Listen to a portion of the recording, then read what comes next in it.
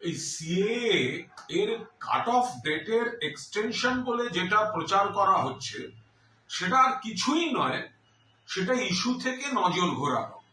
তার কারণ বিজেপি এখন এই আমরা জানি এই সিএএ, এনআরসি, এসআইআর এইসব দিয়ে মানুষকে বিভ্রান্ত করে, এই সব দিয়ে ঘুরিয়ে দমন পীড়ন চালিয়ে তাদের এজেন্ডা তারা ফুলফিল করতে চায়। আসলে উন্নয়নে নেই, বাংলার বরাদ্দগুলো তারা আটকে রাখে, বাংলা ভাষাকে অপমান করে, ভারতীয় বাঙালিদের হয়রান করে, বাংলার বিরুদ্ধে কুৎসা করে।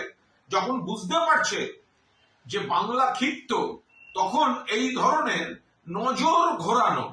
আমরা তো প্রথম থেকে বলেছি এই এনআরসি, সিএ, ইদানিংকালে নির্বাচন কমিশনের এই এসআইআর, তো ফলে এই জায়গাটায় দাঁড়িয়ে এটা নতুন কিছু না, এটা বিজেপির বিভ্রান্তি, কনফিউশন ক্রিয়েট করা, বিভ্রান্তি তৈরি করার চেষ্টা।